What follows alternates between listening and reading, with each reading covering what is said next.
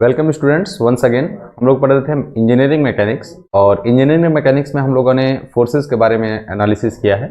और फोर्सेस के बारे में अभी हम लोग को ये देखना था, टाइप ऑफ फोर्सेस हम लोग देख रहे थे। टाइप ऑफ फोर्सेस में दो तरीके के हमारे पास फोर्स होते हैं, एक अप्लाइड फोर्स और एक non applied force. Applied force भी हम लोग ने डिवाइड किया था दो पार्ट में, एक पॉइंट फोर्स और एक सरफेस फोर्स यानी बॉडी फोर्स, डिस्ट्रीब्यूटेड लोड। और डिस्ट्रीब्यूटेड लोड में भी हमारे पास बॉडी फोर्स था और सरफेस फोर्सेस था, इसके बारे में हम लोग देख रहे थे। ठीक है, उसके बाद हम लोगों ने नॉन अप्लाइड फोर्स में जो सेल्फ वेट था, रिएक्शन था, फ्रिक्शन था, इसके बारे में हम लोगों ने एनालिसिस किया। तो जब हम लोग सरफेस फोर्सेस पढ़ रहे थे तो सरफेस फोर्सेस कितने तरीके थे बताइए। सरफेस फोर्सेस तीन तरीके के हम लोगों ने देखा था। एक यूनिफॉर्मली डिस्ट्रीब्यूटेड लोड देखा था, फिर यूनिफॉर्मली वेरिंग लोड देखा था, और एक नॉन यूनिफॉर्मली वेरिंग लोड देखा था, जिसमें हमारे पास किसी भी तरीके का कोई वेरिएशन हो सकता है, जिसपे हमारा कोई कंट्रोल नहीं है। तो हम लोग की जो सिलेबस का पार्ट है वो है यूनिफॉर्मली डिस्ट्रीब्यूटेड लोड और यूनिफॉर्मली वेरिंग लोड। तो अभी हम लोग ने पिछले लेक्चर में ये देखा था कि यूनिफॉर्मली वेरिंग लोड में हम लोग किस तरीके से टोटल लोड ऑब्टेन कर सकते हैं और किसी सेक्शन पे लोड कितना हम लोग को अचीव करना है, इसके बारे में हम लोगों ने देखा था। तो मैंने आप लोगों को एक क्वेश्चन दिया था और मैंने कहा था कि उस क्वेश्चन को थोड़ा सॉल्व कीजिएगा। आइए हम लोग देखते हैं वो क्वेश्चन क्या था। हमने ये कहा था कि uniformly distributed uniformly varying load जो एक समान रूप से वितरित हो रहा है ए से बी, तो इसी पर आधारित हमने ये क्वेश्चन दिया था। इसकी मैक्सिमम इंटेंसिटी होती है, इसका लेंथ दिया हुआ होता है, तो इसका एरिया हम लोग निकाल लेते हैं जो टोटल लोड को हमारे पास दर्शाते हैं ए बी पर। अब अगर हमें ये कहना है कि हम किसी सेक्शन पर निकालना चाहते हैं इसका लोड, तो सेक्शन पर लोड कैसे फाइंड आउट करेंगे, इसके बारे में हम लोग थोड़ा समझते हैं, और मैंने इसको पिछले लेक्चर में बताया भी था आप लोगों को। तो आइए हम लोग देखते हैं कि हमारे पास कितना लोड है। कि अगर यूनिफॉर्मली डिस्ट्रीब्यूटेड लोड, क्वेश्चन मेरे ख्याल से ये था ए बी, अगर हमारे पास कोई स्पेन है और इस स्पेन पर यूनिफॉर्मली वायरिंग लोड लग रहा है जिसकी अधिकतम intensity small w kilo Newton पर मीटर दिया हुआ है, और इसकी लंबाई हमें दी हुई है l मीटर, और इसकी इंटेंसिटी हम लोगों को यह फाइंड आउट करना था कि अगर इस बीम को आधे पर कट कर दिया जाए तो इस AC लेंथ पर, अगर इसको हम लोग यहां से यहां तक आधा लेंथ अगर हम लोग ले लें तो आधे लेंथ पर इसका लोड कितना होगा, यानी total load on total load on AC, यानी WAC हम लोगों ने पूछा था, टोटल लोड WAC कितना आएगा। तो WAC निकालने के लिए फ्रेंड्स हम लोग को ये एरिया निकालना पड़ेगा, और ये एरिया निकालने के लिए हम लोग सिंपली कभी भी ऐसा नहीं करेंगे। ज़्यादातर स्टूडेंट्स ये सोचते हैं कि AB पर अगर W बाई टोटल लोड अगर हम लोग कहें WAB, तो WAB कितना हो जाएगा, WAB इज टू हो जाएगा small w L divide by 2।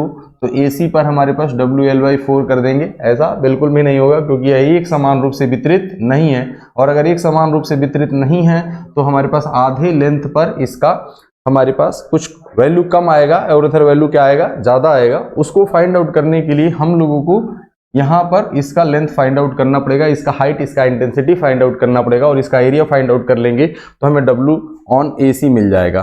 तो सपोज दैट कि अगर हम लोगों को AC पर लोड अगर फाइंड आउट करना है कि AC पर लोड कितना होगा, तो सबसे पहले हम लोगों को यहाँ से यहाँ तक का हाइट निकालना पड़ेगा।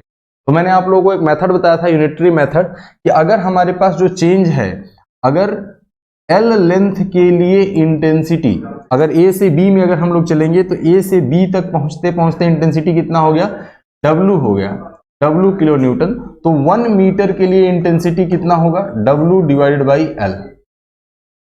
अब अगर हम लोग ये कहें कि L बाई 2 मीटर के लिए हमारे पास कितना होगा, तो L बाई 2 मीटर के लिए हम लोग निकालेंगे W by L into L by 2, यानी कितना आ जाएगा, W बाई 2।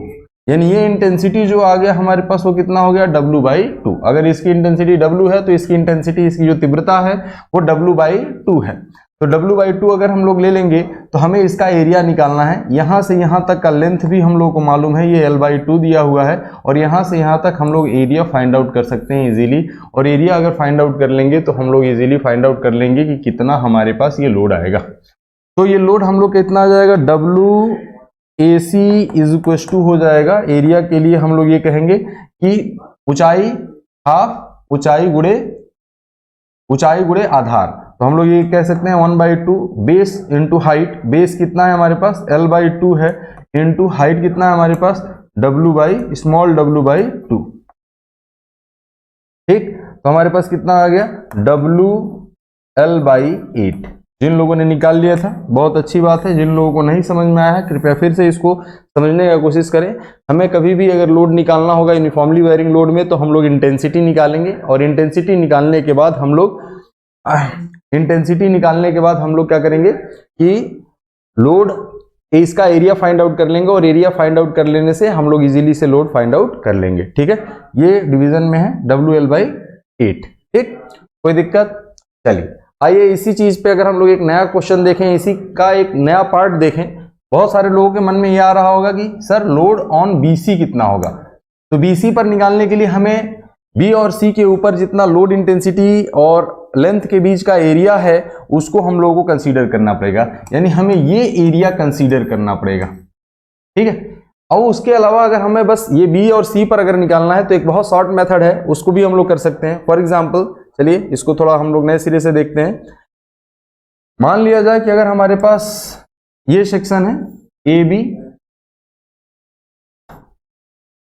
और यहां से लेंथ हमें दिया है स्मॉल l मीटर, इसका अधिकतम इंटेंसिटी है W किलो न्यूटन पर मीटर या न्यूटन पर मीटर, जो भी दिया होगा वो तो हम लोग देख लेंगे, न्यूटन पर मीटर दिया है।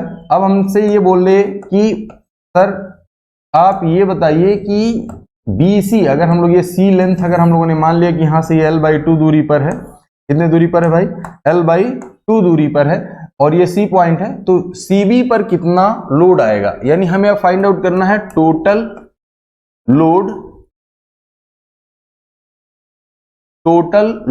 ऑन CB, यानी WCB अगर हम लोगों को फाइंड आउट करना है तो हम लोग क्या कहेंगे भाई, इसके ऊपर ये एरिया हम लोग को फाइंड आउट करना पड़ेगा। उससे भी आसान मेथड ये है, हम लोग जानते हैं कि टोटल लोड ऑन AB कितना है, टोटल लोड ऑन AB कितना है हमें मालूम है, और टोटल लोड ऑन AC हमें कितना है वो भी मालूम है। तो हम लोग क्या कर सकते हैं भाई, हम लोग लिख सकते हैं WAB माइनस WAC। तो WAB कितना था टोटल लोड की अगर हम लोग बात करें तो स्मॉल WL बाई 2 माइनस में WAC कितना था, अभी आप लोगों ने कैलकुलेट किया WL बाई 8, अर्थात अगर हम लोग इसको LCM ले लेंगे तो कितना हो जाएगा 8, और यहां से हमारे पास आ जाएगा 4 WL माइनस WL, तो कितना हो जाएगा भाई 3 WL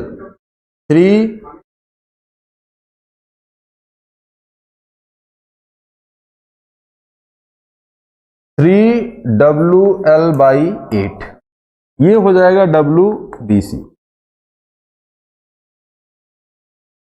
कोई दिक्कत? तो यानी अगर हमें इस पर लोड अगर फाइंड आउट करना हो तो हम लोग इजीली फाइंड आउट कर सकते हैं। कहें सर नहीं हमें दूसरे मेथड से करना है, नहीं बिल्कुल सही भाई, दूसरे मेथड से भी हम लोग कर सकते हैं। दूसरे मेथड से हमें क्या, हम लोग जानते हैं कि इसका एरिया फाइंड आउट कर लिया जाए। क्या फाइंड आउट कर लिया जाए भाई, हम लोग एरिया फाइंड आउट कर लें। तो एरिया फाइंड आउट करने के लिए हमें इसकी इंटेंसिटी हमें मालूम होना चाहिए, इसकी इंटेंसिटी W दिया है, और इसका भी हम लोगों ने कैलकुलेट किया था कितना है भाई W बाई 2। तो इंटेंसिटी W बाई 2 है, तो ये एक समांतर चतुर्भुज बन रहा है, समांतर चतुर्भुज नहीं, इनफैक्ट ये हम लोग इसको दो पार्ट में हम लोग तोड़ सकते हैं। इसको हम लोग ये पार्ट 1 कर लें, इसको पार्ट हम लोग ये कर लें।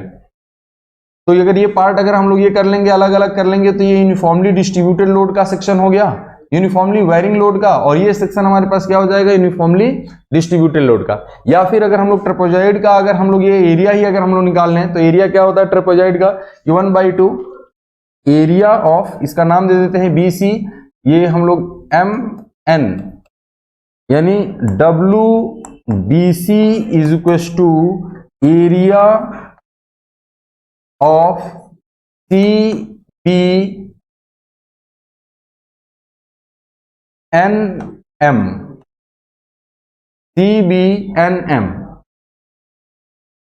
ये एरिया अगर हम लोग टोटल कैलकुलेट कर लें तो भी हम लोग कैलकुलेट कर सकते हैं, तो कितना होता है 1/2 sum of the parallel edges. Sum of the parallel edges कितना है, देखो इसमें ये और ये एक दूसरे के पैरेलल हैं, यानी CM और NB एक दूसरे के पैरेलल हैं, तो सम ऑफ द पैरेलल एजेस कितना है W/2 प्लस W और हमारे पास इनटू में इनका हाइट, यानी यहां से यहां तक का लेंथ कितना होगा, ये l/2 हो जाएगा। तो हम लोग क्या लिख सकते हैं भाई, यहां से यहां तक l/2। तो हमारे पास कितना आ जाएगा, देखते हैं इसको कैलकुलेट करने के बाद। इसका अगर मैं कैलकुलेशन यहां पे कर दूं,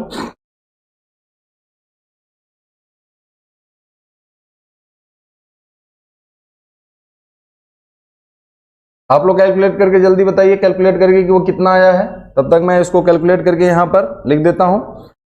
इसका अगर हम लोग ये देखेंगे तो एलसीएम कितना हो जाएगा, इसको अगर एलसीएम ले लेंगे तो 3w/2 आ जाएगा। 3w/2 यानी हमारे पास WBC = हो जाएगा हमारे पास 1/2 × 3w/2 × l/2। तो ये हो गया हमारे पास 3w/l/8। देखिए सिमिलर रिजल्ट आया है। ये एक दूसरा मेथड था जो कि हम लोगों ने इस पे लोड का वैल्यू फाइंड आउट किया। ये पहला मेथड था, हमने टोटल लोड AB निकाला और AB निकालने के बाद हमने इतने लोड को माइनस कर दिया, तब भी हमारे पास ये लोड की वैल्यू आ गई। दूसरा मेथड हमने इसका एरिया फाइंड आउट कर दिया। अब हमारे पास एक तीसरा मेथड भी है जिसको हम लोग यूज कर सकते हैं।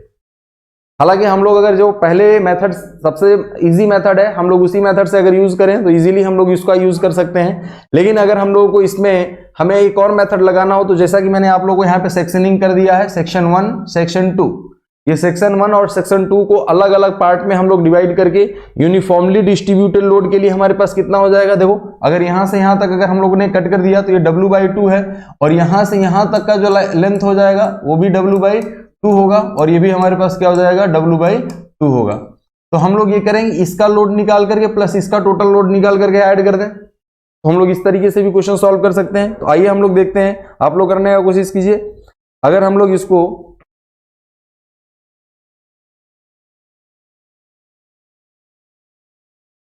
आ गया आंसर भाई, जल्दी देखिए आप लोग ये आंसर, उसमें हम लोग कैसे फाइंड आउट कर सकते हैं। मैंने क्या कहा है, हमने ये कहा है आप लोगों के लिए कि इसका लोड निकालेंगे प्लस इसको ऐड कर देंगे तो हमारे पास इजीली आ जाएगा। ये कैसा लोड है हमारे पास, यूनिफॉर्मली डिस्ट्रीब्यूटेड। ये लोड कैसा है हमारे पास, यूनिफॉर्मली वेरिंग। लेंथ कितना दिया है, L/2।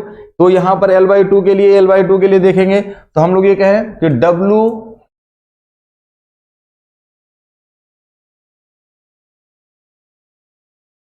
WCB, अगर WCB अगर हम लोग फाइंड आउट करना चाहते हैं WCB, तो देखिए हम लोग कितना निकाल सकते हैं, यहां पर लिखेंगे।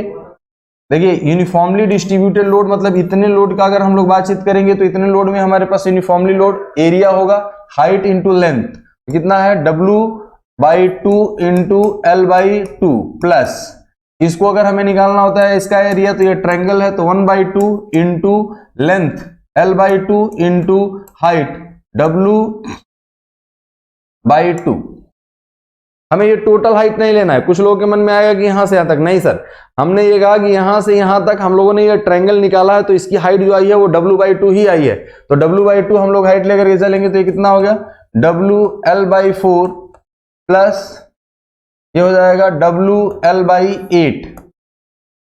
तो हम लोग इसको क्या लिख सकते हैं, इसको लिख सकते हैं 8, अगर एलसीएम ले लेंगे तो ये 2 आ जाएगा प्लस 3 यानी 3WL/8। देखिए सिमिलर रिजल्ट आया है सीबी पर, बीसी पर अगर हम लोग कहें तो ये सिमिलर हमारे पास रिजल्ट आया है कि हाँ हम लोग तीनों मेथड से सॉल्व कर सकते हैं। तो ये बहुत ही इजी है। देखिए यूनिफॉर्मली वेरिंग लोड एक ऐसा मतलब इसमें लोड है जिसमें हमारे पास लोड की इंटेंसिटी बढ़ती जाती है, जिसका कैलकुलेशन करना थोड़ा सा टफ माना जाता है, लेकिन है नहीं। अगर आप लोग इजीली इसको सॉल्व करने की कोशिश करेंगे, मैंने जितने मेथड बताए अगर उससे आप लोग क्वेश्चन सॉल्व करने की कोशिश करेंगे तो बहुत इजीली सॉल्व कर सकते हैं। ठीक है, चलिए अब हम लोग ये कहें कि यूनिफॉर्मली वायरिंग लोड में आप लोगों का क्वेश्चन ये सॉल्व हो जाना चाहिए, और हो जाएगा। एक क्वेश्चन में आप लोगों को ऐसे ही पूछ करके मैं आप लोगों को ये दे देता हूं होमवर्क के लिए, जो कि आप लोग अगर करके देखेंगे मैं अगले लेक्चर में इसको डिस्कस कर दूंगा। ठीक है, तो आप लोग एक क्वेश्चन आप लोग इसमें देख सकते हैं कि ये क्वेश्चन हमारे पास कैसे बनेगा, जस्ट फॉर प्रैक्टिस कि हम लोग इजीली इसको क्वेश्चन को कैसे सॉल्व कर सकते हैं। आइए हम लोग ये क्वेश्चन नोट करते हैं। मान लिया जाए कि हमारे पास ये ए बी कोई बीम दिया है, कोई सेक्शन दिया है, इस पर एक यूनिफॉर्मली वायरिंग लोड एक समान रूप से बढ़ता हुआ भार कार्य कर रहा है, इसकी अधिकतम इंटेंसिटी, अधिकतम जो तीव्रता है W किलो न्यूटन पर मीटर दिया हुआ है, और इसकी जो लंबाई है वो L लेंथ की है। अगर हम लोगों ने यहां से एक सेक्शन कट किया, ये सेक्शन यहां से x डिस्टेंस पर होगा और ये C है, तो हम लोगों ने AC पर लोड निकाला था लेकिन CV पर लोड नहीं निकाला था। मैंने पिछले लेक्चर में आपको जो बताया था वो आप लोग जानते होंगे। मैंने ये कहा था आप लोगों से कि AC पर लोड निकालना है तो हमें C पर इंटेंसिटी फाइंड आउट होना चाहिए, फिर उसके बाद हम लोगों ने इसका लोड निकाल लिया था। लेकिन अब मेरा जो होमवर्क है आप लोगों के लिए कि ये CV पर लोड निकालना है, तो हम लोग ये कहें कि हमें फाइंड आउट क्या करना है, तो जस्ट फॉर प्रैक्टिस के लिए टोटल लोड ऑन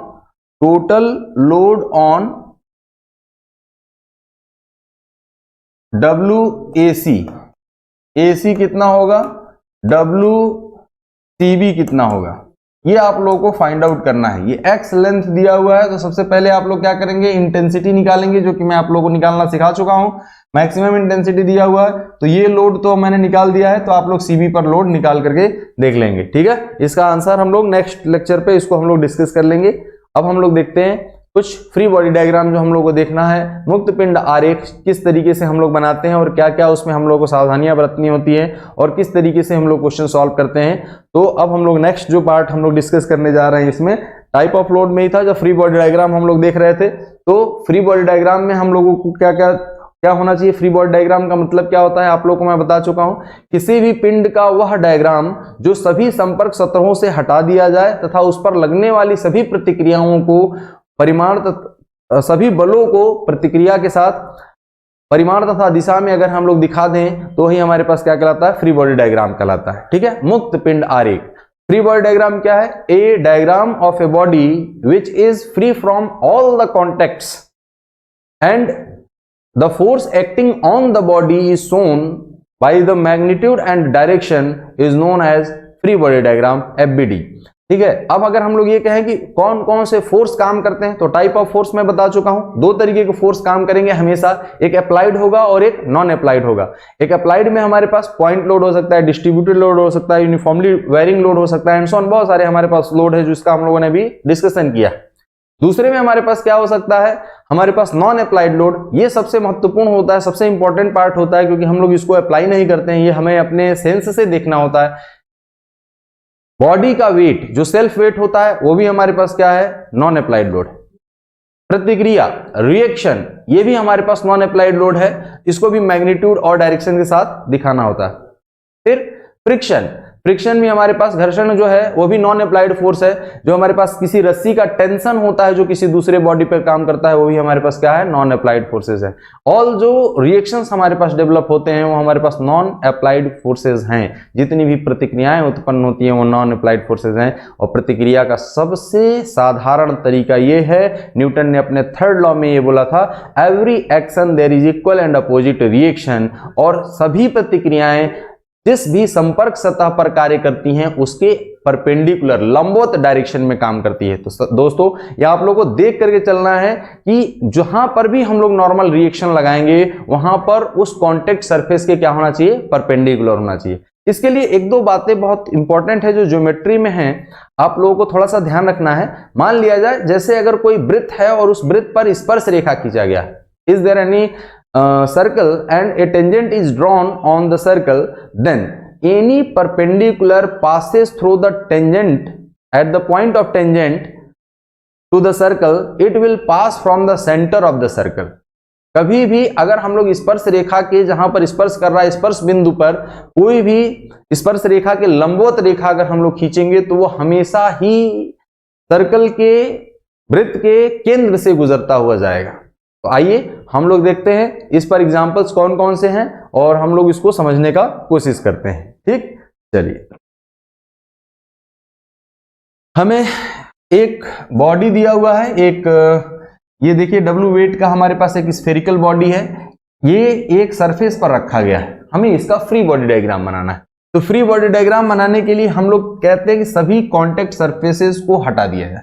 तो सभी कॉन्टेक्ट सरफेसेस को हटा देंगे तो इस स्फेरिकल बॉडी पर हमारे पास कोई कॉन्टेक्ट है, हाँ भाई यहाँ पर नीचे था, हमने कॉन्टेक्ट हटा दिया। जहां पर भी कॉन्टेक्ट आएगा वहां पर एक, जहां से कॉन्टेक्ट हमने हटाया है वहां पर एक नॉर्मल रिएक्शन काम करता है। तो सबसे पहले देखें इस पर क्या कोई अप्लाइड फोर्स है? नहीं, इस पर कोई अप्लाइड फोर्स नहीं। सर अप्लाइड फोर्स कौन कौन सा होता है? वो पॉइंट लोड, ये डिस्ट्रीब्यूटेड लोड, एक्सटर्नल फोर्स जो हम लोग लगाने का कोशिश करते हैं वो यहाँ पर कोई भी लगा हुआ नहीं है। तो नॉन अप्लाइड फोर्स है, हाँ है बिल्कुल। कौन सा है भाई? Self weight. हमने कह दिया कि चलो भाई mg हमने लगा दिया। ये mg जो है ये क्या है? Self weight. और ये नॉन अप्लाइड फोर्स है। कैसा फोर्स है भाई? नॉन अप्लाइड फोर्स है, इसको हमने नहीं लगाया। फिर यहां पर सर देखिए, यहां पर कांटेक्ट था और यहां पे सरफेस है। इस सरफेस को अगर हम लोगों ने हटाया, कांटेक्ट सरफेस को हटाया, तो यहां पर एक रिएक्शन काम करेगा। और देखिए कांटेक्ट सरफेस यहां पर हॉरिजॉन्टल है, तो हॉरिजॉन्टल पर अगर हमारे पास जब भी काम करेगा तो एक परपेंडिकुलर काम करेगा, और परपेंडिकुलर काम करेगा तो वो सेंटर से पास होकर के जाएगा। सेंटर से अगर पास होकर के जाएगा तो हम लोग देखते हैं, अगर हम लोग ये कहें कि यहां से अगर कांटेक्ट पॉइंट पर यहां से अगर पास होकर के जाता है तो ये सेंटर से पास होकर के जाएगा, तो नॉर्मल रिएक्शन जो होगा हमारे पास R वो यहां पर आएगा। और नॉर्मल रिएक्शन को हम लोग R से डिनोट करते हैं, और इसकी जो क्रिया रेखा होगी ऐसे वर्टिकली डाउनवर्ड होगी, और mg की भी क्रिया रेखा ऐसे वर्टिकली डाउनवर्ड। तो ये है हमारे पास, और कोई कॉन्टेक्ट सरफेस नहीं है, और कोई अप्लाइड या नॉन अप्लाइड फोर्स नहीं है। तो हम लोग क्या कहेंगे भाई कि इसमें हमें किसी भी तरीके का कोई रिक्वायरमेंट नहीं है। तो और हमारे ये फ्री बॉडी डायग्राम जो है ये क्लियर हो गया है स्फेरिकल बॉडीज के लिए। ठीक, चलिए, तो ये हम लोग इजीली देख सकते हैं, जहां पर भी कांटेक्ट सरफेस होगा वहां पर एक रिएक्शन आएगा। जब कांटेक्ट को हटाएंगे तो एक रिएक्शन आएगा, प्रतिक्रिया आएगा, और रिएक्शन हमेशा परपेंडिकुलर काम करता है। कहां पे काम करता है? Perpendicular to the contact surface. जहां पर भी संपर्क सतह होगा उसके अभिलंबवत काम करेगा, लंबवत ही काम करेगा, उसके अलावा और कुछ नहीं। मान लिया जाए हम लोग ये दूसरे बॉडी का अगर हम लोग बातचीत कर रहे हैं, बॉडी ए का अगर हमें फ्री बॉडी डायग्राम बनाना होगा तो सबसे पहले तो सभी जितने भी कांटेक्ट सरफेसेस हैं उसको हम लोग हटा देते हैं, आइसोलेट कर देते हैं, उसको अलग कर देते हैं। और अलग कर देने के बाद जो हमारे पास उसके ऊपर फोर्सेस काम कर रहे हैं उसको मैग्नीट्यूड और डायरेक्शन से हम लोग शो कर देंगे। मान लिया जाए कि अगर ये हमारे पास स्फेरिकल बॉडी है, इस स्फेरिकल बॉडी को अगर हम लोग ये देखें, इसको हम लोगों ने सभी कांटेक्ट से हटा दिया, मुक्त कर दिया, फ्री कर दिया। अब अगर हम लोग कहें कि इस पे क्या कोई अप्लाइड फोर्स लग रहा है? नहीं, अभी तक कोई अप्लाइड फोर्स यहां पर काम नहीं कर रहा है, नॉन अप्लाइड फोर्स काम कर रहा है। नॉन अप्लाइड फोर्स में हमारे पास क्या था? सबसे पहले तो इसका वेट हम लोग दिखाएंगे। वेट हमने कह दिया कि भैया mg काम कर रहा है, और वेट ये इक्वल्स टू w दिया हुआ है। ये वेट इक्वल्स टू हमें क्या दिया है? w दिया हुआ है। तो mg इक्वल्स टू हमने ये कह दिया कि w आ गया यहाँ पे। अब हम लोग ये कहें कि इसका संपर्क जो है वो यहां पर है। देखिए इसका जो संपर्क है वो यहां पे, तो संपर्क सतह पर एक, जैसे ही संपर्क को हमने हटाया है तो एक रिएक्शन काम करेगा, और ये जो रिएक्शन होगा ये परपेंडिकुलर टू द सरफेस होगा। ये क्या होगा भाई? Perpendicular to the surface. यहाँ पे कांटेक्ट, और इसका पॉइंट ऑफ एप्लीकेशन जो होगा वो यहाँ पे होगा। ये हमने कह दिया कि ये रिएक्शन R है, तो ये रिएक्शन को हमने मैग्नीट्यूड और डायरेक्शन से दिखा दिया। अब दूसरा चीज, यहाँ पे एक रस्सी लगी हुई है, स्ट्रिंग है, और ये स्ट्रिंग सेंटर से पास हो रहा है, और स्ट्रिंग अगर सेंटर से पास हो रहा है तो इसमें एक टेंशन फोर्स काम करेगा। और जैसे ही हम लोग ये भी एक तरीके का रिएक्शन ही है, हमारे पास सेंटर फोर्स जो रस्सी इसके ऊपर फोर्स लगाएगा, टेंशन TA ऊपर की तरफ होगा। अगर सपोज दैट क्वेश्चन जब हम लोग सॉल्व करेंगे तो यहाँ पर या तो ये एंगल दिया होगा, या तो ये एंगल दिया होगा, या तो ये एंगल दिया होगा, कोई एक एंगल हमें दिया होगा। अगर कोई भी एक इसमें से देता है तो हम तीनों की कैलकुलेशन कर सकते हैं। तो क्वेश्चन पर डिपेंड करेगा। तो मान लिया जाए कि अगर ये एंगल यहां पर दिया है, हमें ये अल्फा दिया है, तो ये एंगल हमारे पास क्या हो जाएगा? ये अल्फा हो जाएगा। और अगर अल्फा दिया है तो हम लोग अभी इक्विलिब्रियम के सिस्टम की बातचीत करेंगे कि इक्विलिब्रियम में अगर फोर्स होगा तो क्या, कैसे हमारे पास उस पर कैलकुलेशन करना है, कैसे रिएक्शन को फाइंड आउट करना है, ये हम लोग कैलकुलेट करके देख सकते हैं। तो सबसे पहले अगर हम लोग को फ्री बॉडी डायग्राम बनाना है तो जितने भी कांटेक्ट सरफेस है, संपर्क सतह हैं, उसको हम लोग हटा देते हैं, और बॉडी पर जितने भी अप्लाइड या नॉन अप्लाइड फोर्सेस वर्क कर रहे हैं उसको मैग्नीट्यूड और डायरेक्शन से हम लोग शो कर देते हैं। वो इजीली हमारे पास फ्री बॉडी डायग्राम कहलाता है। उसके बाद जो कैलकुलेशन करना होगा वो हम लोग देखेंगे।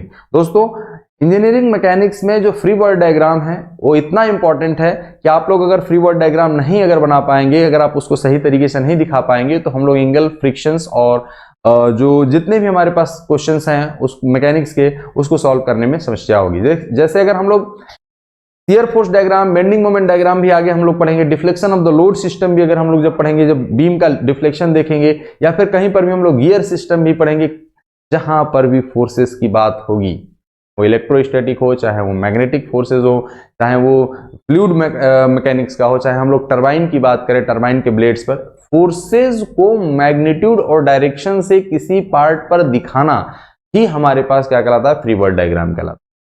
तो फ्री बॉडी डायग्राम इतना इंपॉर्टेंट है आप लोगों के लिए कि अगर आप लोग फ्री बॉडी डायग्राम अगर सस्टेन नहीं कर पाते हो, अगर आप उसको सही तरीके से नहीं अगर शो कर पाते हो, तो आपके क्वेश्चन गलत होने के चांसेस बढ़ जाते हैं। तो कृपया आप लोग इसको थोड़ा ध्यान से समझने की कोशिश करें कि फ्री बॉडी डायग्राम है क्या। फिर से मैं बता रहा हूं, फ्री बॉडी डायग्राम देख करके घबराने वाली कोई ऐसी चीज नहीं है। हम लोग फ्रिक्शन पढ़ेंगे तो वहां पर भी बहुत डिफरेंट टाइप के क्वेश्चंस के लिए फ्री बॉडी डायग्राम बनाया जाएगा। अलग अलग इंक्लाइंडेड प्लेन और हॉरिजॉन्टल प्लेन के लिए हम लोग फ्री बॉडी डायग्राम बनाएंगे। मैं कुछ अलग से भी आप लोगों को यहां पर बताऊंगा, ठीक। तो फ्री बॉडी डायग्राम का सिर्फ और सिर्फ ये मतलब है कि बॉडी को जितने भी संपर्क सतह हैं उन संपर्क सतहों को हटा दिया जाए और बॉडी पर लगने वाले सभी अप्लाइड और नॉन अप्लाइड फोर्सेस को परिमाण तथा दिशा के साथ दिखा दिया जाए, तो वही हमारे पास क्या कहलाता है, फ्री बॉडी डायग्राम। देखिए, फोर्सेस को रिप्रेजेंट करने के लिए चार चीजों की आप लोग चार चीजों का इंपॉर्टेंस है, उसके चार कैरेक्टरिस्टिक्स हैं, 4 कैरेक्टरिस्टिक्स हैं जो कि हम लोग पढ़ चुके हैं। क्या क्या है भाई, magnitude, direction, point of application, line of action. ये लाइन ऑफ एक्शन भी बहुत इंपॉर्टेंट चीज है कि हमें परपेंडिकुलर डायरेक्शन में कैसे दिखाना है। जैसे ये लाइन ऑफ एक्शन है, ये इसका लाइन ऑफ एक्शन है, ये इसका लाइन ऑफ एक्शन। ये लाइन ऑफ एक्शन जब हम लोग स्ट्रेट ड्रॉ करने की कोशिश करेंगे तभी हमारे पास एंगल में परफेक्टनेस आएगी और हम लोग इजीली क्वेश्चन को सॉल्व कर पाएंगे। अभी तक जितना भी हम लोगों ने लेक्चर में देखा था 90% 80% उसमें थ्योरेटिकल पोर्शन था।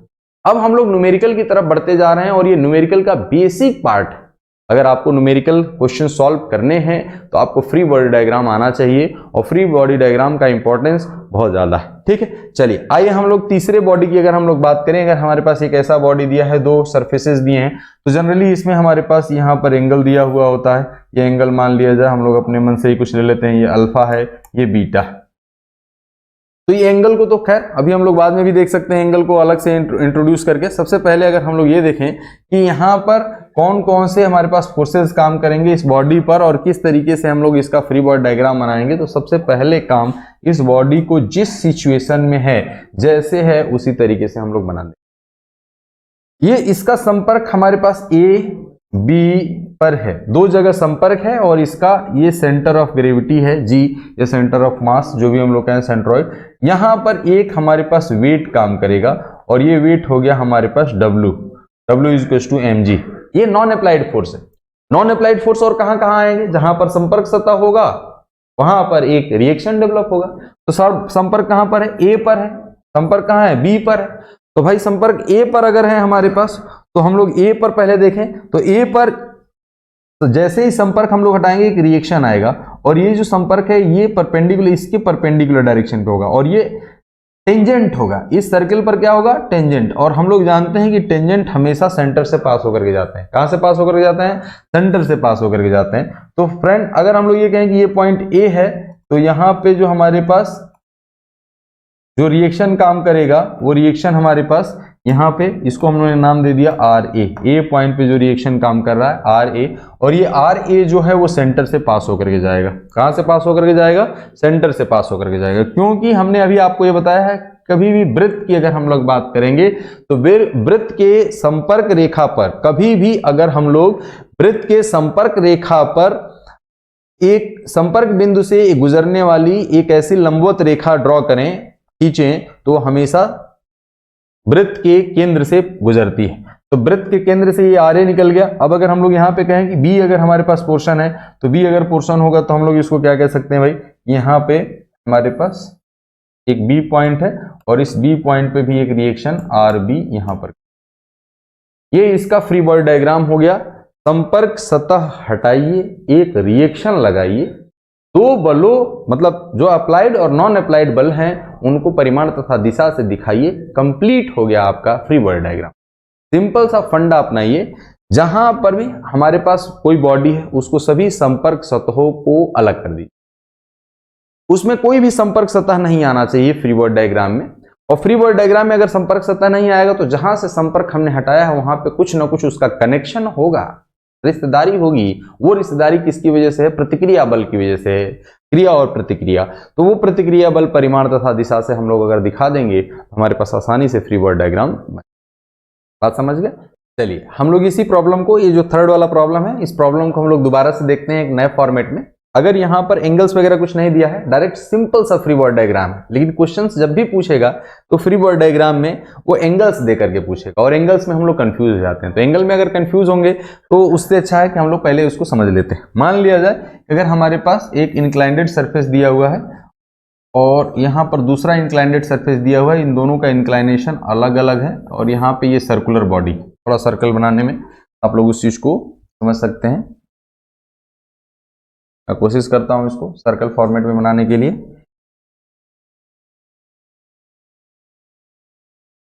ठीक, मान लिया जाए एकदम ये सर्कुलर पोर्शन में है, तो सर्कुलर पोर्शन में होगा तो यहाँ पर जो क्वेश्चन जब भी अगर हमसे पूछा जाएगा, जो कि आप लोग एक्सरसाइज में भी दिया है, यहाँ पर एंगल देगा अल्फा, यहाँ पर एंगल देगा हमारे पास बीटा, और यहाँ पर पूछेगा कि इसका वेट W दिया हुआ है, ये कोई बॉडी है, और ये बोलेगा कि इसका फ्री बॉडी डायग्राम बना करके हमें रिएक्शंस फाइंड आउट करना है। ये पॉइंट A दे देगा, ये पॉइंट B दे देगा, तो हमारे पास इसका इंटरसेक्शन RA और RB का वैल्यू पूछेगा। तो फ्री बॉडी डायग्राम बनाने में कोई चेंज नहीं आएगा। फ्री बॉडी डायग्राम हमें वैसे ही बनाना है, सभी संपर्क सतहों को हटाना है और उस पर लगने वाले बलों को परिमाण तथा दिशा से दिखाना है। हमारे पास ये सर्कुलर बॉडी बन गई, और इसका वेट जो काम करेगा वर्टिकली डाउनवर्ड W हमारे पास काम कर गया, और ये जो संपर्क सतह है हमारे पास, देखिए ये जो संपर्क सतह है, इस पर एक परपेंडिकुलरली हमारे पास लाइन है, यहाँ पर रिएक्शन काम करेगा।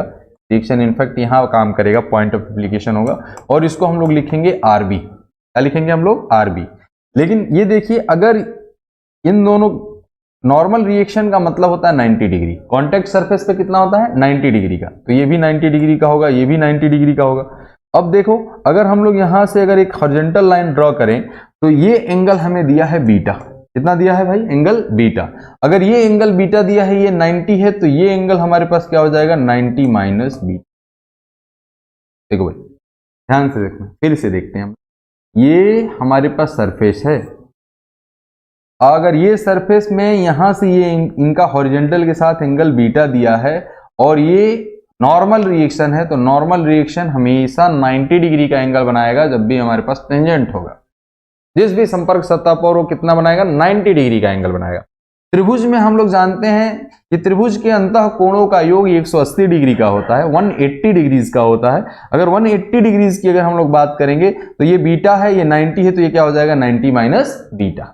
अगर ये 90 माइनस बीटा है और इस लाइन को अगर हम लोग ऐसे खींच दें, तो अगर ये 90 माइनस बीटा है तो ये एंगल हमारे पास क्या हो जाएगा? बीटा होगा, क्योंकि ये एंगल हमारे पास क्या हो जाएगा? 90 डिग्री का। फिर से इसमें थोड़ा सा अलग से हो गया है। अगर हम लोग इस चीज को फिर से अगर देखने की कोशिश करें, तो अगर हम लोग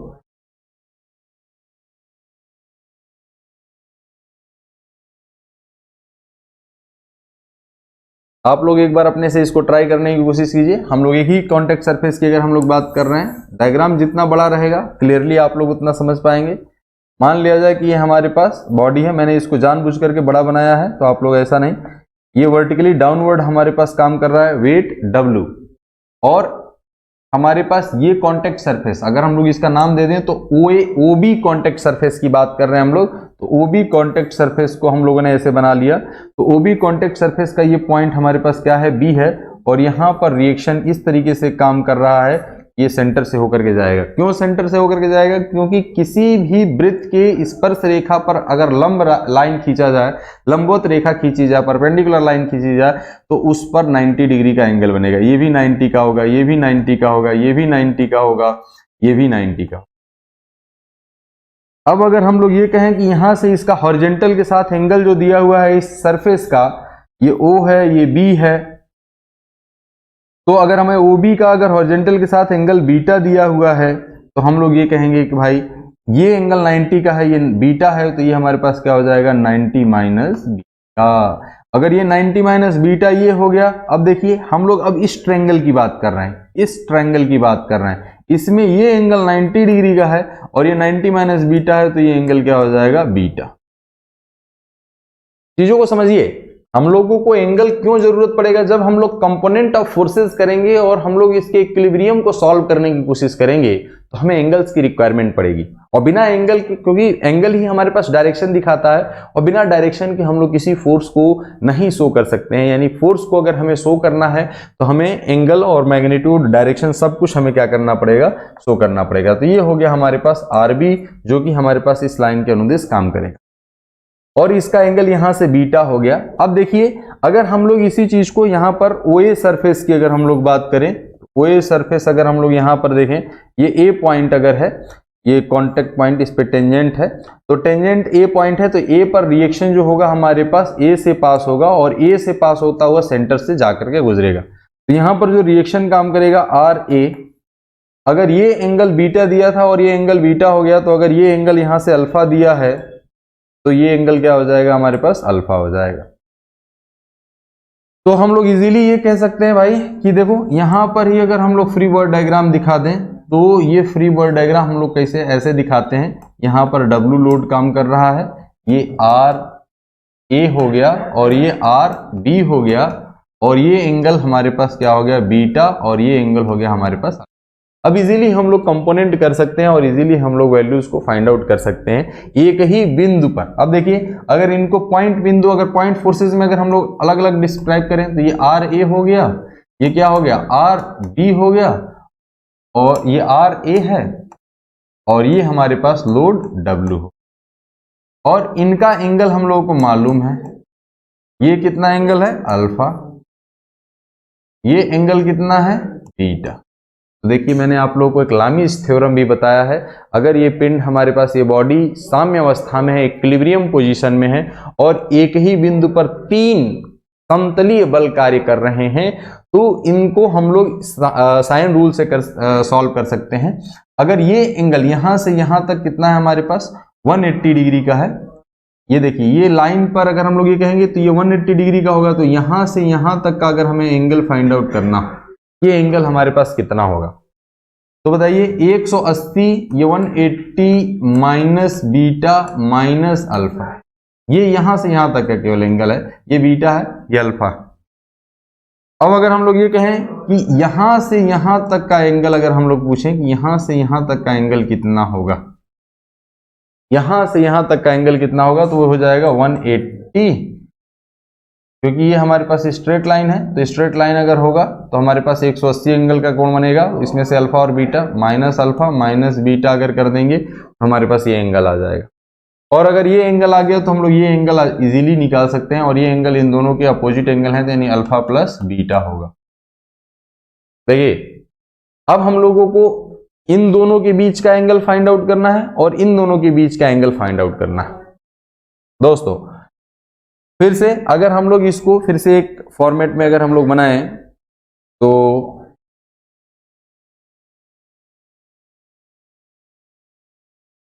हम लोग एक एक पार्ट को इसको अलग से डिस्कस कर रहे हैं ताकि आप लोग क्वेश्चन इजीली सॉल्व कर पाएं। और क्वेश्चन सॉल्व करने के लिए फ्री बॉडी डायग्राम बनाना ही सबसे टफ काम होता है, क्योंकि मैंने देखा है कि बच्चे कॉन्सेप्ट तो इजीली समझ जाते हैं, न्यूमेरिकल में उनकी जो समस्या आती है वो फ्री बॉडी डायग्राम टेढ़ा मेढ़ा लाइन कर देना और एंगल के बीच में नहीं हमारे पास आ पाना, वो सबसे बड़ी समस्या होती है। तो आप लोग कभी भी परपेंडिकुलर जब भी ड्रॉ करें तो उसके बीच में 90 का एंगल आप शो करने की, ये 90 है, ये 90 है, तो आपको जानकारी रहेगा। देखिए, उसी पॉइंट फॉर्म को अगर हम लोग यहाँ पर बनाएं तो ये हमारे पास क्या हो गया? डब्ल्यू लोड हो गया इसका वेट, और ये क्या हो गया? R A. अब देखिए, आर ए और डब्ल्यू के बीच में एंगल कितना है? यहां से यहां तक कितना है? 180 माइनस बीटा माइनस अल्फा। तो हम लोग यहां से यहां तक के एंगल को ये लिख सकते हैं, बीटा उसमें ऐड कर देंगे तो कितना हो जाएगा भाई? 180 माइनस अल्फा। कितना हो जाएगा? 180 माइनस अल्फा। हम लोग ये यहां से यहां अगर इसको हम लोग बना दिया आरबी, तो यहां से यहां तक का अगर एंगल हम लोग देखेंगे तो ये हो जाएगा 180 माइनस बीटा, और ये एंगल हम लोगों को मालूम है कि कितना है भाई? Alpha plus. देखिए, कितना आसानी से हम लोगों ने इस पूरे लोड सिस्टम को पॉइंट लोड में कन्वर्ट कर दिया, जहां पर हम लोग आसानी से लामीज का थ्योरम अप्लाई करके हम लोग कोई भी अननोन जो दिया हो हम लोग उसको फाइंड आउट कर सकते हैं। जिसमें अगर लोड दिया है, अल्फा बीटा दिया है, तो हम लोग आर ए और आर बी इजीली कैलकुलेट कर सकते हैं। क्या कहता है हमारे पास लामीज थ्योरम कि अगर लामीज थ्योरम कहीं पर भी है, कॉन्करेंट को प्लानर फोर्सेज अगर एक ही बिंदु में साम्य अवस्था में काम कर रहे हैं, जो कि आउटगोइंग हो या इनकमिंग हो, तो ये देखिए ये तीनों आउटगोइंग है, तो आउटगोइंग है या इनकमिंग हो तो हम लोग क्या लिख सकते हैं, आर ए अपॉन इन दोनों के बीच का एंगल, बाकी दो फोर्सेस के बीच के एंगल का साइन हम लोग क्या है, sine 180 minus beta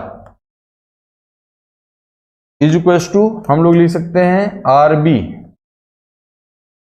R B divided by हम लोग क्या लिख सकते हैं, साइन इन दोनों के बीच के एंगल, आर बी और आर ए और आर डब्ल्यू के बीच का एंगल। तो आर बी अगर हम लोग लिख रहे हैं तो आर ए और डब्ल्यू के बीच का एंगल कितना हो जाएगा, 180 minus alpha is equal to W upon, अगर डब्ल्यू लेंगे तो आर ए और आर बी के बीच का एंगल का साइन हम लोग ये लिखेंगे sign alpha plus beta.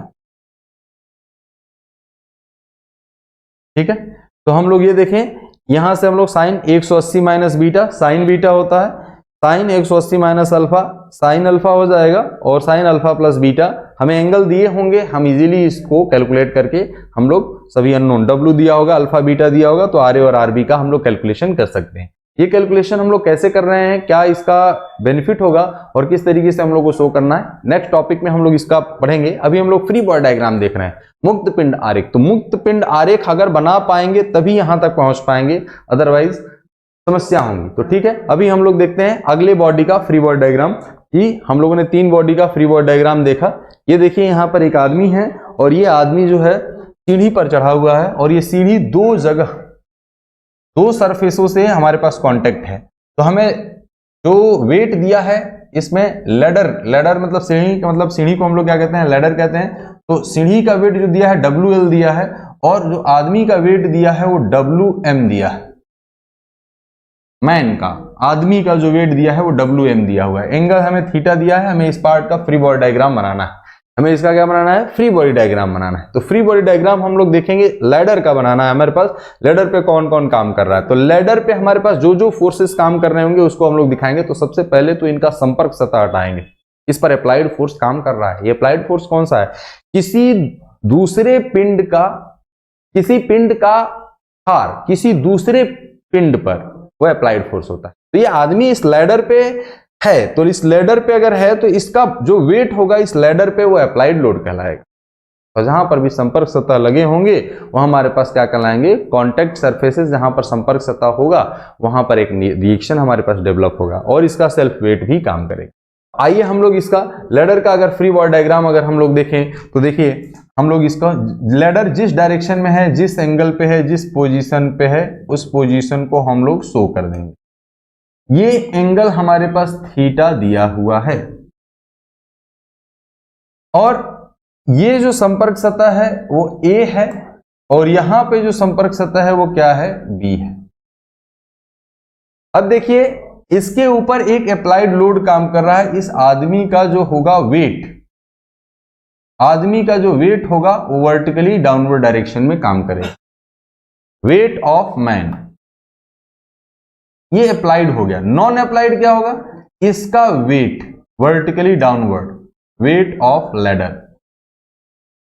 Next A point पर भी हमारे पास कांटेक्ट सरफेस है। अगर ए पॉइंट पे भी कांटेक्ट सरफेस है तो यहां पर नॉर्मल रिएक्शन RA काम करे, क्योंकि ये संपर्क सतह देखिए, ये जो संपर्क सतह है हमारे पास हॉरिजॉन्टल है, तो इस पे हमारे पास जो नॉर्मल रिएक्शन काम करेगा वर्टिकली अपवर्ड काम करेगा।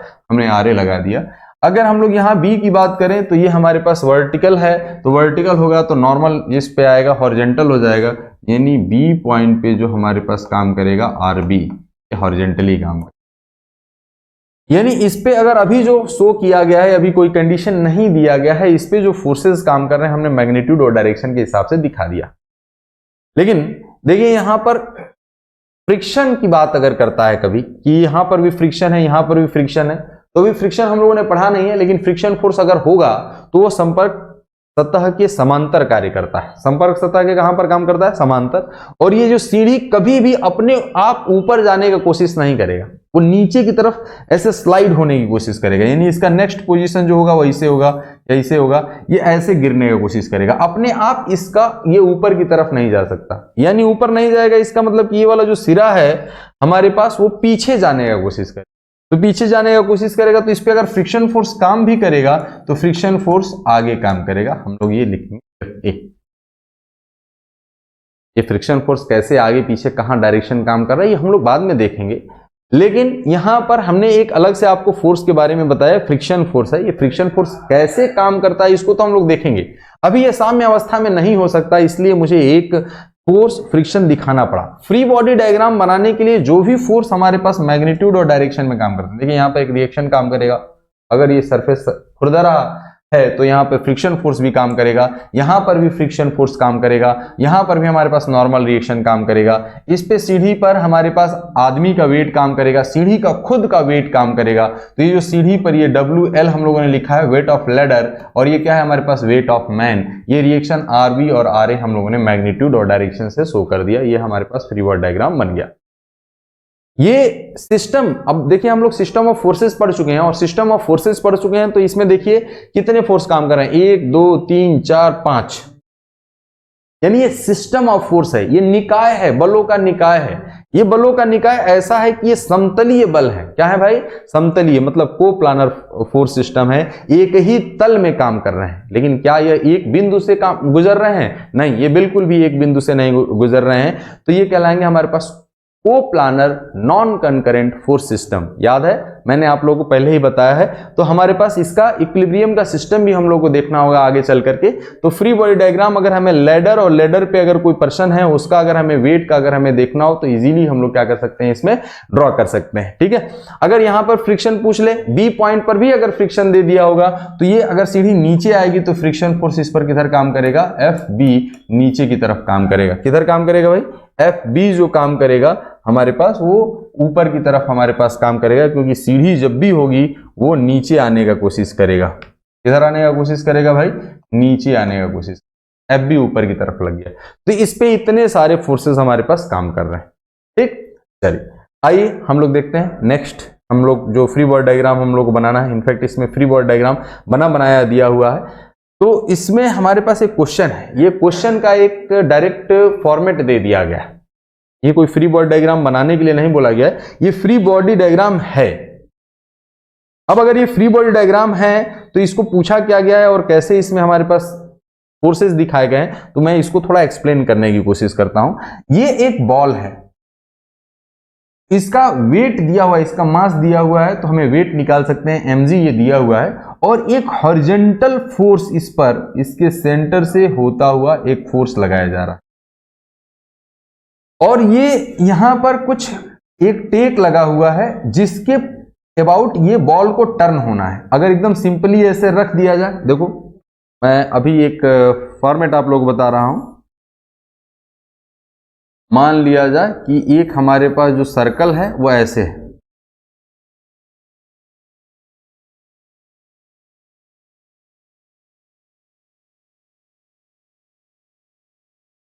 मान लिया जाए कि ये हमारे पास एक सर्कल है, सर्कुलर बॉडी है कोई, और यहां पर एक टेक लगा है जिसके अबाउट इसको ओवर टर्न कराना है। इस बॉडी को हम लोग को ओवर टर्न कराना है, और इस पे जो हम लोग फोर्स लगा रहे हैं P फोर्स हम लोगों ने हॉरिजॉन्टल डायरेक्शन में इस तरीके से लगाया है कि ये इसके सेंटर से होकर के गुजरेगा। क्वेश्चन ये है कि हमें अब इसका इस सिचुएशन में हमें इसका फ्री बॉडी डायग्राम बनाना है। देखो क्वेश्चन तो इसमें तो ये डायरेक्ट फ्री बॉडी डायग्राम बनाया दिया है, तो आप लोग उसको भी ध्यान ना देंगे। इसका वेट दिया है W, कह रहा है कि वो मिनिमम फोर्स हमें फाइंड आउट करना है जिसकी वजह से ये जस्ट टपल आउट होना हो, मतलब इसके ऊपर ये लुढ़कने का कोशिश कर रहा हो। देखिए दोस्तों, यहां पर एक बहुत इंपॉर्टेंट कॉन्सेप्ट है, मिनिमम फोर्स पूछा है। भाई अगर हमें किसी को मारना हो तो इतना मार दो, उसको ट्रक से ही ले जाकर के मार दो, डाटा लग जाएगा, अरे बहुत ज्यादा लगेगा उससे। तो हमें मिनिमम फोर्स बताना है, मैक्सिमम नहीं। हमें ज्यादा फोर्स के बारे में हम लोग को एनालिसिस नहीं करना, हम लोग को कम, वह मिनिमम फोर्स हमें बताना है जिससे ये जस्ट टपल आउट हो पाए। देखो दोस्तों, अगर ये जस्ट टपल आउट होने की कंडीशन में होगा तो इसका संपर्क इसके धरती से छूट जाएगा। देखो, अगर इसको मैं पलटना होगा, आप ही खुद सोचो, अगर इसको पलटना होगा तो इसकी जो सिचुएशन बनेगी वो कुछ ऐसी सिचुएशन बनेगी। तो ये तो फाइनल बहुत दूर पे आ गया है, लेकिन यहां से अगर जस्ट कांटेक्ट जब छोड़ा होगा, जस्ट कांटेक्ट जब छोड़ेगा यहां पर, तो बताओ आप लोग कि यहां पे रिएक्शन का वैल्यू क्या हो जाएगा, 0। यानी इसमें क्वेश्चन में ये स्मार्टनेस है कि जैसे ही ये टपल करने का कोशिश करेगा, यहां संपर्क पर कोई रिएक्शन कार्य नहीं करेगा। तो अब अगर हम लोग इसका फ्री बॉडी डायग्राम बनाएंगे तो देखिए, इसके ऊपर एक हॉरिजॉन्टल डायरेक्शन में फोर्स P लग रहा है, इसका वेट mg लगेगा, और ये नीचे का संपर्क सतह छोड़ चुका है, इसलिए यहां पर कोई रिएक्शन नहीं आएगा। लेकिन ये इस वाले संपर्क सतह पर बना हुआ है, तो इस वाले संपर्क सतह पर बना हुआ है, तो यहां पर एक नॉर्मल रिएक्शन RB काम करेगी। देखिए दोस्तों, ये इसका एक्चुअली डायग्राम है, जो इसको फ्री बॉडी डायग्राम हमें ऐसे बनाना है। बुक्स में क्या करते हैं, बुक्स में सब लोग फोर्स को वहीं पर दिखा देते हैं, तो हम लोग थोड़ा कंफ्यूज होते हैं कि फोर्स को यहाँ पे संपर्क सतह है तो रिएक्शन कैसे आएगा, क्योंकि एक्शन और रिएक्शन जब एक साथ इस पूरे बॉडी को कंसीडर किया जाएगा तो ये एक दूसरे को कैंसिल कर लेंगे। लेकिन जब हम इसको आइसोलेट करके बनाएंगे तभी रिएक्शन हमारे पास वजूद में आएगा, अदरवाइज वजूद में नहीं आएगा। तो दोस्तों, हम लोगों को कभी भी फ्री बॉडी डायग्राम बनाना होगा तो हम लोग बॉडी को क्या करेंगे, आइसोलेट करेंगे। आइसोलेट करने का मतलब कि उसको संपर्क सतह से हटा देंगे। लेकिन जब सभी बुक्स में ऐसा देता है कि नहीं भाई, हम लोग रिएक्शन को उसी डायरेक्शन में दिखा सकते हैं, एकदम इजीली हम लोग यहां पर कर सकते हैं, तो हम लोग बना देंगे, कोई दिक्कत नहीं। तो यहां पर क्यों नहीं रिएक्शन लगा, ये हम लोग समझ नहीं पाएंगे। यहां पर इसलिए रिएक्शन नहीं लगा है क्योंकि ये जस्ट टपल करने वाला है, जस्ट लुढ़कने वाला है, इस साइड हमारे पास जाने वाला है पोर्शन। तो इसका जो फ्री बॉडी डायग्राम है एक्चुअल में ये यही है, और ये बॉडी फ्री बॉडी डायग्राम ये खुद इसमें बना हुआ है। तो इसका जो फ्री बॉडी डायग्राम है, इसका जो पार्ट है, इसके लिए क्वेश्चन जो है वो ये है, ठीक है, ये क्वेश्चन हमारे पास है। आप लोग, मुझे लगता है कि ये समझ में आ गया होगा। फ्री बॉडी डायग्राम बहुत इजी पार्ट है, किसी भी पिंड को सभी संपर्क सतहों से हटा दिया जाए, उस पर लगने वाले जो जितने भी अप्लाइड और नॉन अप्लाइड फोर्सेस हैं उसको मैग्नीट्यूड और डायरेक्शन से दिखा दिया जाए, वही हमारे पास क्या कहलाता है, फ्री बॉडी डायग्राम। आइए हम लोग एक और फ्री बॉडी डायग्राम देखते हैं। तो फ्री बॉडी डायग्राम यहां पर भी, फ्री बॉडी डायग्राम यहां पर क्वेश्चन में ही दिखा दिया गया है। अब वही क्वेश्चन देखिए, वही जो हम लोगों ने डायग्राम बनाया था, यहां पर एक स्फेरिकल बॉडी रखा है, और स्फेरिकल बॉडी अगर रखा है यहां पे, इसको हम लोगों को टपल आउट करवाना है। क्या करवाना है, टपल आउट करवाना है। यहां पर एक टेक लगा हुआ है, मतलब यहां से इसको लुढ़का करके उधर आगे की तरफ ले जाना है। पहले फोर्स हमारे पास यहां लग रहा था, लेकिन अब फोर्स जो लग रहा है वो यहां लग रहा है। तो ये फोर्स यहां पर क्यों लगा, हम लोग आगे एक कॉन्सेप्ट समझेंगे।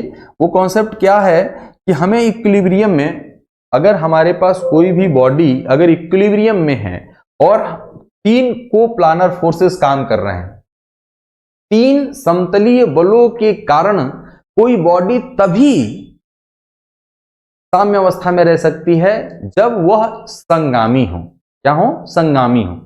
इसका कॉन्सेप्ट हम लोग आगे देखेंगे कि संगामी और ये साम्य अवस्था, इक्विलिब्रियम और कॉन्करेंट फोर्स सिस्टम में क्या रिलेशन है। तो डिफरेंट फोर्स सिस्टम के लिए हम लोग को, इक्विलिब्रियम सिस्टम के लिए हम लोग को उसका इक्वेशन देखना होगा कि क्या इक्विलिब्रियम की कंडीशंस आती हैं, तो वो तो हम लोग आगे देखेंगे। फिलहाल अगर फोर्स हमारे पास P यहां पर काम कर रहा है और इसका वेट W वर्टिकली डाउनवर्ड नीचे काम करेगा, हमने कह दिया कि mg। अब जो रिएक्शन है, देखिए रिएक्शन एक सेल्फ एडजस्टिंग फोर्स है, अपने आप को व्यवस्थित करने वाला, अपने आप को एडजस्ट करने वाला फोर्स है, अपने आप को एडजस्ट करने वाला है। तो अगर अब यहां पर अगर लोड लग रहा है तो ये जो रिएक्शन होगा अब यहां से पास होकर के जाएगा, क्योंकि ये W जो है mg यहां पर काम कर रहा है, P यहीं से काम कर रहा है, तो इसको हम लोग कहेंगे RB। यानी यहां पर 3 फोर्स सिस्टम काम कर रहे हैं, यहां पर रिएक्शन 0 होगा, क्योंकि हमें वो मिनिमम फोर्स फाइंड आउट करना है जिसकी वजह से ये जस्ट क्या हो, टपल आउट हो रहा हो। जस्ट टपल आउट होने का मतलब होता है कि यहां से संपर्क सतह हट चुका है, इसीलिए यहां पर कोई वर्टिकल डायरेक्शन में रिएक्शन नहीं काम करेगा, यानी ऊपर ऊर्ध्वाधर ऊपर की तरफ यहां पर फ्रिक्शन फोर्स काम नहीं करेगा इस संपर्क सतह का, क्योंकि ये कॉन्टेक्ट हट चुका है। कब हट चुका है, जब हम लोगों ने P फोर्स अप्लाई किया है, और उसी का हमें कैलकुलेशन करना है कि P का वह मिनिमम मान बताइए। जिसकी वजह से ये जस्ट टपल आउट होने वाला है। दोस्तों अगर ये टपल आउट ना हो रहा हो और फोर्स बहुत कम लगाए हैं, थोड़ा सा लगाए हैं, तो फ्री बॉडी डायग्राम जो बनेगा हमारे पास, वो फ्री बॉडी डायग्राम ऐसे बनेगा हमारे पास बॉडी का। देखिए हालांकि ये क्वेश्चन नहीं है, मैं अपने मन से बता रहा हूं, अगर ये P बहुत कम है, P dash is less than P, जो हम लोगों ने यहां पर मिनिमम फोर्स लगाया है, तो यहां पर वेट तो काम करेगा ही, यहां पर ये रिएक्शन R डैश भी एक काम करेगा, और यहां पर एक हमारे पास RB भी काम करेगा, जो यहां से हमारे पास कर रहा था, ये क्या हो जाएगा RB। अब इसमें कंडीशंस बहुत सारी लग सकती हैं कि इसको इक्विलिब्रियम में रखने के लिए हमारे पास ये P कितना हो सकता है, तो इसके हम लोग बहुत सारे सिचुएशन में काम कर सकते हैं, ये हॉरिजॉन्टल डायरेक्शन में।